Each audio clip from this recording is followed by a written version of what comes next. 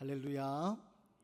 예배 자리에 함께하는 여러분들의 삶 가운데 하나님께서 함께 하시기를 주님의 이름으로 간절히 기원을 드립니다. 아동문학가 권정생 선생님이 쓰신 강아지똥이라는 동화가 있습니다. 아마 한 번쯤은 들어보신 적이 있으실 텐데 이 내용을 잠깐 소개하고 오늘 말씀을 함께 이어가고자 하는데요. 어떤 내용이 나오냐? 강아지 흰둥이가 벽 모퉁이에 똥을 싸놓습니다. 그렇게 해서 강아지 똥이 이 땅에 태어납니다. 그런데 한쪽 모퉁이에 있는 그 강아지 똥, 지나가는 닭들도 병아리도 이건 아무것도 없는 찌꺼기라고 그냥 무시하고 지나가고, 그 강아지 똥은요 자신이 아무짝에도 쓸데없는 존재라면서 그렇게 생각을 하면서 지냅니다. 그렇게 시간이 흘러서 봄이 오는데요, 계속해서 자기는 아무짝에도 쓸모없는 존재라고 생각하던 그 강아지 똥 앞에 뭐가 생기느냐? 민들레 싹이, 파란 민들레 싹이 돋아나기 시작합니다. 그리고 민들레 싹이 강아지 똥에게 말을 겁니다. 안녕, 난 예쁜 꽃을 피우는 민들레야. 근데 강아지 똥은요 그 민들레가 너무 부러운 겁니다. 자기는 아무런 쓸모없는, 그런 아무도 관심 가져주지 않는 그런 아무 소용없는 존재인데, 이 민들레 꽃은 지금 비록 싹이지만 자라서 아름다운 꽃이 될 것이 너무 부러운 겁니다. 그러면서 묻습니다. 강아지도 민들레에게 너는 어떻게 그렇게 예쁜 꽃을 피울 수 있니? 그랬더니 민들레 꽃이 이렇게 대답합니다. 그건 하나님이 비를 내려주시고 따뜻한 햇빛을 주시기 때문이야. 강아지 똥은 한없이 부러워하는데 민들레가 이렇게 얘기합니다. 그런데 한 가지 필요한 것이 더 있어. 뭐냐면 바로 영양분이야. 네가 거름이 되어서 나에게 영양분을 공급해줘야지 내가 꽃을 피울 수 있어. 자신은 아무짝에도 쓸모없다고 생각했던 그 강아지 똥이요, 이 민들레 꽃이 자신의 존재, 자신의 가치를 인정해 주니까 너무 감격합니다. 그러면서 내가 그렇게 너에게 정말 필요한 존재야? 라고 묻고 그 민들레를 꼭 안게 됩니다. 그리고 비가 내리기 시작합니다. 며칠 동안 비가 내리면서 이 강아지 똥은요 이제 흔적을 살아볼 수 없이 비에 다 녹아내립니다. 땅속으로 스며듭니다. 그런데 땅속에 스며든 그 강아지 똥이 거름이 되어서 그 민들레의 뿌리와 줄기를 타고 올라갑니다. 그리고 마침내 하늘의 별처럼 고운 민들레꽃을 피워낸다는 바로 그 이야기가 이 강아지 똥이라는 이 동화 이야기입니다. 여러분, 나는 쓸모없는 존재라고 생각했던 이 강아지 똥, 근데 별처럼 빛나는 그런 꽃이 되어서 세상을, 바람을 타고 세상을 향해 널리 퍼져나가는데요. 여러분, 혹시 하나님 우리에게 생명을 주셨는데, 하나님 우리에게 귀한 삶을 주셨는데, 오늘 우리는 이 생명과 이 귀한 삶을 나는 아무것도 할 수 없는 존재라고, 나는 무능력하다고, 나는 가치 없는 존재라고, 이제 나도 나이가 너무 많이 들어서 아무것도 할 수 없다고, 세상에서 내가 할 수 있는 것이 너무 한정적이라고, 혹시 내 스스로가 쓸모없는 존재라면서 그렇게 자책하고 지나가고 있는 것은 아닙니까? 여러분, 하나님 우리에게 주신 이 귀한 생명, 하나님 우리에게 주신 귀한 삶, 너무나도 귀한 생명과 삶, 혹시 아무런 의미 없이 그렇게 우리가 흘려보내고 있는 것은 아닙니까? 오늘 말씀을 통하여서 여러분, 예수 그리스도의 생명의 떡을 우리가 먹고 이 생명의 떡을 통하여서 다른 누군가를 꽃피우게 하는 강아지 똥과 같이 그렇게 이 땅에 꽃피우게 하는 그런 의미 있는 삶을 살아내게 되시기를 간절히 소망합니다. 오늘 말씀 보면요, 요한복음에 등장하는 특별한 이야기가 이제 펼쳐지기 시작합니다. 요한복음에는 헬라어로 에고에이미라는 특별한 표현이 등장합니다. 다른 복음서에는 등장하지 않는데 요한복음에서만 예수님이 에고에이미라는 헬라의 특별한 표현을 7번 반복해서 사용합니다. 우리말로 번역하면 나는 무엇이다 라는 이제 그런 말인데요. 그래서 요한복음에만 예수님이 나는 생명의 떡이다, 나는 빛이다, 나는 선한 목자다, 나는 포도나무다, 이처럼 예수님이 나는 무엇이다, 에고에이미라는 이 특별한 표현을 통해서 예수님을 드러내십니다. 그리고 그 중에서 오늘 가장 첫 번째 예수님이 표현하시는 나는 생명의 떡이다 라고 선언해 주시는 장면이 나오는데요. 여러분, 예수님이 말씀하신 나는 생명의 떡이다, 이것이 과연 어떤 의미가 있고 생명의 떡이신 예수님을 우리가 어떻게 마주해야 될까요? 그럼 우리는 이 땅 살아가면서 먹고 살아야 되는 존재입니다. 우리는 먹지 않으면 살 수 없는 존재들입니다. 우리는 많이 먹어도 문제지만 적게 먹어도 문제인 먹고 살아야만 되는 존재입니다. 많이 먹으면 또 소화가 안 돼서 많이 먹는 대로 또 비만이 되고 성인병이 걸리는 그런 원인이 되기도 하지만, 또 안 먹으면, 너무 적게 먹으면 몸이 막 떨리고 막 힘이 없어서 일어날 수 없는 그런 연약한 모습이 바로 우리의 모습입니다. 그래서 우리는 이 땅 살아가면서 잘 먹는 것이 대단히 중요합니다. 잘 먹어야지 잘 살 수 있는 겁니다. 근데 여러분, 우리가 잘 먹는 것이 중요한데 단순히 이 잘 먹는 것이요, 우리 몸에 좋은 것만을 먹는 것을 이야기하는 것은 아닙니다. 우리가 많은 것을 먹을 수 있는 거지만 아무거나 먹지 않습니다. 때로는 우리 몸을 상하게 하는 거, 그걸 먹으면 우리 몸이 상하기 때문에 그런 걸 먹지 않습니다. 몸에 좋은 것을 찾아 먹으려 합니다. 근데 문제는 뭐냐? 우리가 우리 몸에 좋은 것만 잘 챙겨 먹으면 그럼 우리는 잘 살 수 있느냐? 그렇지가 않다는 겁니다. 몸에 좋은 것을 잘 챙겨 먹으면 육신은 건강해지고 강건해질지 모르겠지만, 여러분, 아무리 몸에 좋은 것을 챙겨 먹어도요, 우리의 영혼을 건강하게 만들 수는 없습니다. 여러분, 이 땅에서 먹고 살 수밖에 없는 존재지만 단순히 우리 육체만을 위해서 먹고 사는 존재가 되어서는 안 됩니다. 우리는 영적인 존재이기 때문에 음식을 통하여서 우리의 육신의 허기를 채울 수는 있지만, 여러분, 음식을 통하여서 우리 영혼의 굶주림을 채울 수 없기 때문입니다. 그렇기 때문에 여러분, 우리 영혼의 굶주림, 영혼의 허기를 채우기 위해서 우리가 이 땅에서 의미 있게 잘 살기 위해서는 단순히 몸에 좋은 것을 먹는 것에 만족하는 것이 아니라 우리 영혼을 건강하게, 우리 영혼을 살릴 수 있는 그 영적인 것, 그것을 잘 먹고 살아야 됩니다. 그래서 오늘 예수님 뭐라고 말씀하시냐? 나는 생명의 떡이다 라고 말씀하시는 겁니다. 영혼의 굶주림으로 인해서, 영혼의 굶주림으로 불안해하고 두려워하며 이 땅 살아가는 우리들 향해서 예수님은요, 내가 생명의 떡이다, 나는 생명의 떡이다 선언해 주십니다. 사랑하는 여러분, 지금 우리의 영혼은 건강한 가운데 있습니까? 혹시 육신의 건강을 위해서 좋은 음식 챙겨 먹기 위해서 이리저리 맛집을 찾아다니지만 정말 우리의 영혼을 위하여서 여러분, 좋은 우리 영혼을 살릴 수 있는 그 음식 먹어야 되는데 거기는 관심을 두지 않고 지내고 있는 것은 아닙니까? 영혼을 위하여서, 여러분, 내 영혼을 위하여서 여러분 마지막으로 먹은 음식은 무엇입니까? 육신의 배고픔이 아니라 영혼의 만족과 영혼의 평안함을 위하여서 여러분 우리가 먹은 마지막 음식은 무엇입니까? 마지막으로 말씀을 읽고 또 기도를 통하여서 주님의 임재하심을 경험하면서 여러분 영혼의 평안함을 누렸던 그때가 언제입니까? 오늘 본문에서 예수님 우리에게 뭐라고 말씀하시냐? 우리 27절 말씀인데요, 우리 27절 말씀을 함께 읽어보겠습니다. 시작. 썩을 양식을 위하여 일하지 말고 영생하도록 있는 양식을 위하여 하라. 이 양식은 인자가 너희에게 주리니 인자는 아버지 하나님께서 인치신 자니라. 썩을 양식을 위하여가 아니라, 여러분, 썩을 양식을 위하여가 아니라 여러분 썩어져 가지 않는, 여러분 우리에게 영생하도록 할 수 있는 그 양식을 위하여서 여러분 살아가라 라고 우리에게 초대합니다. 사랑하는 여러분, 오늘 말씀 앞에 이 땅 썩어져가는 그 양식을 먹고 살기 위해서 애쓰는 그런 인생에서 벗어나 우리를 영생하도록 만드는 그 음식, 그 영생하도록 만드는 그 길을 찾을 수 있는 믿음의 삶이 되시기를 간절히 바랍니다. 오늘 말씀 보면요, 오병이어의 기적, 오병이어의 기적 후 무리들이 예수님을 다시 찾아 나서는 장면으로 말씀이 시작됩니다.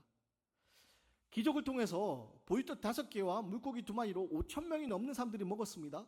그리고 바구니가 12바구니가 채워지는 기적을 경험합니다. 그리고 이들은요, 기적을 통해서 배를 채운 후에 예수님을 찾아다닙니다. 오늘 말씀 보면 예수님을 찾아서 그 갈릴리 바다, 갈릴리 호수 건너까지 예수님을 찾아 나옵니다. 겉으로 보기에는 예수님을 찾아다니는 이 모습이 신앙에 열심히 있는 것처럼 보이지만 오늘 예수님은 이들을 향해서 뭐라고 얘기하시느냐? 이들을 향해서 꾸짖으십니다. 26절 말씀인데요. 우리 26절 말씀을 함께 읽어보겠습니다. 시작. 예수께서 대답하여 이르시되 내가 진실로 진실로 너희에게 이르노니 까닭이 아니요 떡을 먹고 배부른 까닭이로다. 지금 예수님께 나오는 무리들을 향해서 예수님 뭐라고 말씀하십니까? 너희들이 나를 찾는 까닭은 표적을 볼 까닭이 아니요 너희가 떡을 먹고 배부른 까닭이로다. 예수님을 찾는 것이 오병이어의 그 의미, 오병이어의 그 기적의 의미를 진정 알지 못한 채 단순히 자신들의 배고픔, 자신들의 배부름을 위하여서 여러분 그 문제를 해결하기 위해서 예수님을 찾아다닌다라고 이야기하는 겁니다. 여러분 오병이어의 기적을 통해서 예수님 우리에게 보여주신 하나님 나라의 비밀을 그들이 관심 가져야 되는데 하나님 나라는 바로 모든 것이 풍족하게 우리에게 채워지는 곳이라는 사실, 감추어두는 것이 아니라 나눌 때 그 나라가 시작되는 사실을 우리에게 보여주셨는데 그 하나님 나라의 비밀에 관심 없이 어떻게 하면 내 배고픔을 채울 수 있을까? 어떻게 하면 내가 배부른 상태로 살 수 있을까? 그 문제를 위하여서 예수님은 찾아왔다는 겁니다. 그래서 썩을 양식을 위하여 일하지 말고 영생하도록 있는 양식을 일해라 라고 그렇게 말씀합니다. 그럼 오늘 예수님을 찾아 나온 무리를 향해서 예수님이 꾸짖으시는 이 말씀 앞에 우리의 모습을 먼저 돌아보기 원합니다. 여러분 오늘 우리는 무엇을 위해서 애쓰며 살고 있습니까? 여러분 과연 우리는 무엇을 위해서 애쓰며 살고 있습니까? 썩을 양식을 위하여 일하지 말고 우리를 영생하도록 있는 양식을 위해 일하라 라고 예수님 말씀하시는데 여러분 우리는 과연 영생하도록 있는 양식을 위하여 일하고 있습니까? 혹시 오늘 예수님께 나오는 무리들처럼 단순히 내 굶주림의 문제를 해결하기 위해서 내 배고픔의 문제를 해결하기 위해서 이 땅의 문제를 해결하기 위해서 주님을 찾고 있는 거 아닙니까? 여러분 우리는요 예수님을 통하여서 우리 존재의 의미를 분명하게 찾아야 됩니다. 그 존재의 의미를 찾지 못하니까 세상 가운데서 여러분 세상이 말하는 그 가치관에 휩쓸려서 내가 이 땅에 왜 존재하는지, 하나님 왜 내게 생명을 주셨는지, 하나님 왜 나를 이 땅에 살게 하셨는지 그 의미를 찾지 못하다 보니까 자꾸 세상의 것을 찾기 위해서, 세상의 것을 가지기 위해서, 거기에 많은 것을 가짐으로 나의 존재의 의미를 찾기 위해서 그렇게 살아갑니다. 근데 여러분 우리는 그런 세상의 것을 소유함으로가 아니라 하나님 왜 내게 생명을 주셨는지 예수 그리스도를 통하여서 진정한 영생하도록 하는 이 양식을 통하여서 존재의 의미를 찾을 수 있어야 됩니다. 김영구 목사님이 쓰신 그 만남을 묻다라는 책에 나오는 내용을 잠깐 소개합니다. 서울대병원 소아청소년과 홍경택 교수님의 이야기인데요. 이 홍경택 교수님이 학창시절 넉넉하지 못한 상황 가운데서 열심히 공부를 해서 의대에 진학하게 됩니다. 고등학교 때까지 그렇게 공부 잘하는 학교를 다니지 못해서 선생님도 부모님도 다 의대 가는 걸 말렸습니다. 아니 어떻게 의대 갈 수 있냐? 안 된다. 우리는 안 된다. 그런데 이 홍경택 교수님이 그래도 의대에 진학하고자 하는 뜻이 생겨서 열심히 공부해서 의대에 진학합니다. 문제는 의대에 진학한 후에 이제 다 안 된다고 했을 때 자신의 힘으로 공부를 해서 의대에 진학을 했잖아요. 서울대 의대에 진학을 합니다. 그러니까 이제 자신감이 생긴 겁니다. 이제 내가 그래 나는 하면 되는 사람이야. 그러면서 의대에 진학한 후에 어떻게 하느냐? 여러 가지 동아리 활동을 합니다. 막 춤 동아리도 만들고 막 노래 동아리도 만들고 여러 가지 동아리 활동을 하면서 뭐 친구들과 술을 마시고 또 연애도 하고 여행도 다니면서 자신의 삶에 집중하며 그렇게 살아갑니다. 근데 그렇게 살다가 함께 공부하던 한 친구에게 편지를 하나 받습니다. 그 편지의 내용이 뭐였냐? 이 친구가 교회 다니는 친구였는데 장문의 편지로 이제 복음에 관한 내용을 이제 이 홍명택 교수님한테 전해준 겁니다. 근데 편지를 읽었는데 무슨 말인지 잘 이해도 안 되고 교회를 다녀본 적이 없어서 무슨 말인지 잘 이해도 안 되고 잘 받아들여지지가 않는 겁니다. 근데 편지를 다 읽고 나니까 한 가지 마음에 질문이 생깁니다. 그런데 내가 그냥 의사 되고 그냥 결혼하고 그냥 돈 벌다가 그냥 죽는 삶, 그냥 이렇게 살아도 되나? 내가 그냥 이렇게 공부해서 의사 되어서 그냥 결혼도 하고 그냥 돈 벌다가 그냥 죽는 그런 인생 살아도 되나? 갑자기 질문이 생깁니다. 근데 이 질문이 생겼는데 이 질문을 해결하지 못하니까 어떻게 하느냐? 그 편지를 써준 그 내용을 떠올리면서 이 대학생 선교 수련회에 참석을 합니다. 근데 그때 말씀을 듣게 되는데 어떤 말씀이냐? 디모데후서 3장에 나오는 말씀을 듣는데요. 말세의 때가 이렇다. 사람들이 자기만을 사랑하고 돈을 사랑하고 뽐내며 교만한다. 근데 그 말씀을 듣는데 자기 모습과 너무 똑같은 거예요. 그러면서 이 홍윤택 교수님이 바로 그 자리에서 하나님에 대한 궁금증이 생기고 또 하나님이 예비하신 사람들을 통하여 함께 교제하면서 믿음의 길에 들어서게 됩니다. 근데 이분의 고백을 쭉 읽어내려가다가 인상 깊었던 부분이 뭐냐? 앞서 말씀드린 것처럼 이분이 넉넉하지 못한 상황에서 이렇게 의대에 진학을 합니다. 근데 의대에 진학하는 순간 이분이 뭐라고 고백하냐면 자신이 이제 이 한국 사회의 주류 사회에 속하게 된 그런 만족감을 얻었다는 거예요. 그 의대에 진학한 것만으로도 그래 이제 내 인생 이제 내가 의사로서 앞으로 내 길이 잘 열리게 될 거야. 그러면서 자기가 주류 사회에 이제 속하게 된 만족감을 얻었다는 거예요. 그러면서 사회적으로 안정받을 수 있는, 사회적으로 인정받을 수 있는, 그리고 존경받을 수 있는, 그리고 넉넉하게 부족함 없이 살아가게 된 그 인생, 그 평안함을 느꼈다는 거예요. 근데 하나님이 갑자기 마음속에 요동치게 하시는 겁니다. 내가 이렇게 그냥 의사로서 돈 벌다가 그냥 살다가 죽으면 되나?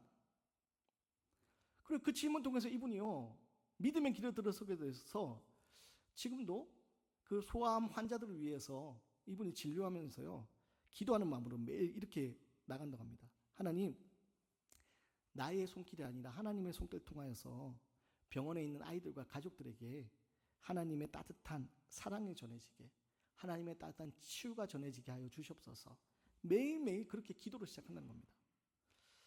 여러분, 예수님 오늘 찾아오는 무리들을 향해서 너희가 나를 찾는 것은 떡을 먹고 배부른 까닭이구나.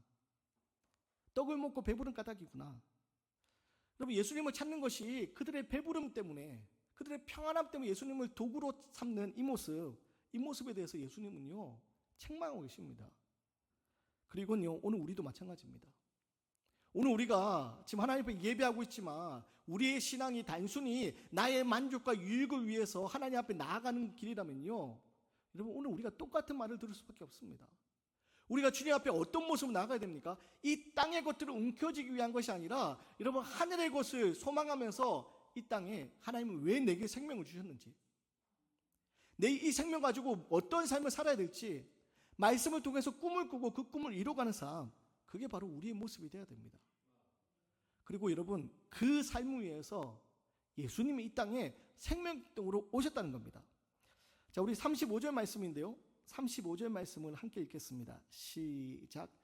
예수께서 이르시되 나는 생명의 떡이니 오는 자는 결코 줄이지 아니할 터이요 나를 믿는 자는 영원히 목마르지 아니하리라. 여러분, 예수님 왜 이 땅에 오셨습니까? 여러분, 우리에게 생명의 떡이 되기 위해 오셨습니다. 이 땅에서 하나님의 자녀된 그 권세를 잃어버린 채 사망과 어둠의 그늘 아래서 죽음의 그늘 아래 살아갈 수밖에 없는 우리들, 이런 우리들에게 예수님이 찾아오셨습니다. 십자가의 놀라운 능력으로 우리에게 생명의 떡이 되어주셨습니다. 그래서 여러분, 우리의 삶은요 더 이상 목마르지 않는 영생을, 영원의 것을 소유하는 바로 그런 믿음의 삶을 살게 하셨습니다. 사랑하는 여러분, 이 생명의 떡, 이 주님을 우리가 먹어야 되는 겁니다. 이 생명의 떡을 우리가 소유해야 되는 겁니다. 출애굽기 보면 이스라엘이 광야를 지날 때 만나를 먹습니다. 먹을 것이 없을 때, 그들이 굶주려 있을 때, 원망이 가득 찰 때 하나님의 만나를 내려주십니다. 그 만나를 먹으면서 광야에서 살아갑니다. 근데 여러분, 그 만나도 이 이스라엘 광야 위에 있던 이스라엘을 영원히 살게 할 수 없었습니다. 영원히 살게 하실 수 있는 참된 만나는 누구냐? 바로 생명의 떡이라고 말씀하시는 예수 그리스도를 통하여서 우리 영생에 이르게 된다는 겁니다. 그리고 이 예수님을, 이 생명의 떡을 우리가 받아들여야 된다는 겁니다. 먹어야 된다는 겁니다. 어떻게 먹습니까? 바로 말씀 가운데, 우리 가운데 임재하시는 임마누엘 함께 하시는 약속하신 약속의 말씀, 그 주님의 임재를 통하여서 예수님이 우리를 통해서 이루고자 하는 그 십자가의 길을 우리가 함께 꿈꾸며 살아야 됩니다. 그러기 위해서 우리는요, 세상에 썩어 없어지는 떡이 아니라, 세상에 썩어 없어질 것이 아니라 썩어 없어지지 않는 것을 붙잡고 꿈꾸고 나아가야 됩니다. 독일 속담에 금이 아름다운 것을 알게 되면 별이 아름다운 것을 잊어버린다라는 말이 있다고 합니다. 금이 아름다운 것을 알게 되면 별이 아름다운 것을 잊어버리게 된다. 밤하늘에 별이 아름다워야 되는데 반짝반짝 내 앞에 있는 금에 관심을 가지게 되는 순간 별을 볼 수 없다는 거죠. 몇 해 전 KBS 전국노래자랑 한평군 편에 나왔던 일화를 잠깐 소개합니다. 고인이 되신 고 송혜 선생님이 사회를 맡으셨는데 어느 병원 원무과에 근무하는 39살 된 남자 청년이 이제 무대에 나옵니다. 그리고 무대에 나왔을 때 그 사회자하고 이런저런 이야기를 주고받고 노래를 하게 되잖아요. 이 송혜 선생님이 약간 장난기 섞인 목소리로 이제 묻습니다. 이 자리에 왜 나왔냐고. 그랬더니 그 남자 청년이 대뜸 뭐라고 얘기하냐. 장가 가고 싶어서 나왔습니다 라고 막 이렇게 얘기합니다. 그래서 송혜 선생님 짓궂게 묻습니다. 그래? 장가 가고 싶어서 나왔다고? 그러면 재산은 좀 모아놨냐? 라고 묻습니다. 근데 이 남자 청년이 뭐라고 했냐면 네, 제가 재산이 아주 많습니다 라고 당당하게 이야기하는 겁니다. 사람들이 막 기대하기 시작합니다. 얼마나 재산이 많을까? 그래서 송혜 선생님이 그러면 재산이 얼마나 됩니까? 라고 물었더니 이 남자 뭐라고 하냐면 이렇게 얘기합니다. 밭이 30평이 있고 소 1마리, 돼지 2마리, 개 2마리가 있습니다. 그 이야기를 듣고 사람들이 아주 부자인 것을 기대했는데 밭이 30평이 있고 소 1마리, 돼지 2마리, 개 2마리가 있다고 하니까 막 이제 폭소를 터뜨리며 웃기 시작합니다. 근데 청중들이 그렇게 웃으니까 이 남자가 이상하다는 듯이 이렇게 다시 이야기합니다. 이만하면 괜찮지 않습니까? 그랬더니요, 막 웃던 청중들이 갑자기 막 박수를 치며 환호하기 시작합니다. 여러분, 39살 된 그 남자에게 있어서 많은 것을 소유한 것이 아니라 지금 자신에 있는 것이 충분하다고 고백하는 겁니다. 여러분, 우리가 이 땅 살아가면서 내일에 대한 두려움이 있기 때문에 많은 것을 쌓아야 합니다. 근데 여러분, 많은 것을 쌓아봤자 그 쌓아놓아도 그건요, 오늘 우리를 행복하게 할 수 없습니다. 내일을 염려하면서 많은 것을 쌓아봤자 여러분, 그것은요 결국 썩어 없어지는 것일 뿐입니다.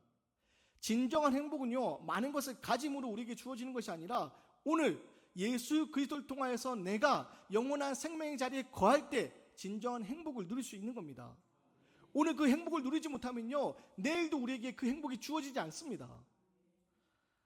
사랑하는 여러분, 오늘 예수님이 내가 생명의 떡이다,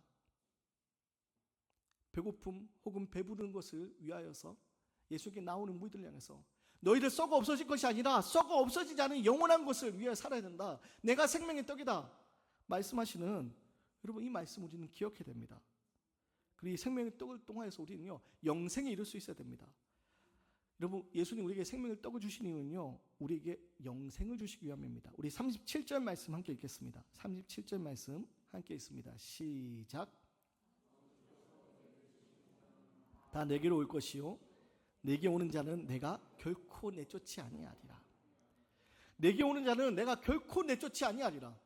이 생명의 떡은요 여러분 누구나 얻을 수 있습니다. 주님께 가는 사람은 누구나 생명의 떡을 얻을 수 있습니다. 주님 앞에 나아가기만 하면 우리는 이 생명의 떡을 소유할 수 있게 되는 겁니다. 그리고 이 생명의 떡을 소유하게 될 때, 이 생명의 떡을 먹을 때 우리는 어떤 일이 벌어지냐. 우리 40절 말씀 함께 읽겠습니다. 40절 함께 읽습니다. 시작. 내 아버지의 뜻은 아들을 보고 믿는 자마다 영생을 얻는 이것이니 마지막 날에 내가 이를 다시 살리리라 하시니라. 아멘. 여러분, 이 땅에 가서 썩어 없어지게 되겠지만 주님과 함께 할 때 내가 다시 살리리라, 영원한 생명의 자를 우리를 초청하신다는 겁니다. 사랑하는 여러분, 예수님 믿고 내 안에 모시는 거, 바로 그것이 영생에 이르는 길임을 우리 기억하시고, 이 땅에 많은 것을 소유함으로 내게 행복이 주어지는 것이 아니라 또 썩어 없어질 것을 위하여서 그것을 소유하기 위해서 애쓰며 살아가는 삶이 아니라 여러분, 예수 그리스도를 통하여서 영원에 잇대어서 지금 나에게 생명 주신 이 하나님, 영생을 살게 하신 하나님, 오늘 이 땅에 나에게 이 생명 통하여서 하기 원하시는 주님의 뜻, 내 삶의 의미, 존재의 의미, 그것을 궁금해하며 그것을 이루어가는 그런 믿음의 삶이 되기 원합니다. 말씀을 마치고 함께 찬양할 텐데요, 여러분, 오늘 함께 부를 찬양은 예수 예수라는 찬양입니다. 가사에 이런 말이 있습니다. 슬픈 마음 있는 자, 몸과 영혼 병든 자 누구든지 부르시오. 예수 이름 부르시오. 그 이름을 믿는 자, 그 이름을 부르는 자, 그가 어떤 사람이든 그는 구원 얻으리. 바라기는 여러분, 내가 생명의 떡이다 말씀하시는 주님 앞에 나아가 주님을 통하여서 영생 하늘 소망 가지고 이 땅에서 진정한 복을 누리며 이 땅에서 그 생명, 내게 주신 하나님의 생명, 그래서 귀하게 사용하는 믿음의 삶이 되시기를 주님의 이름으로 간절히 기원 드리겠습니다.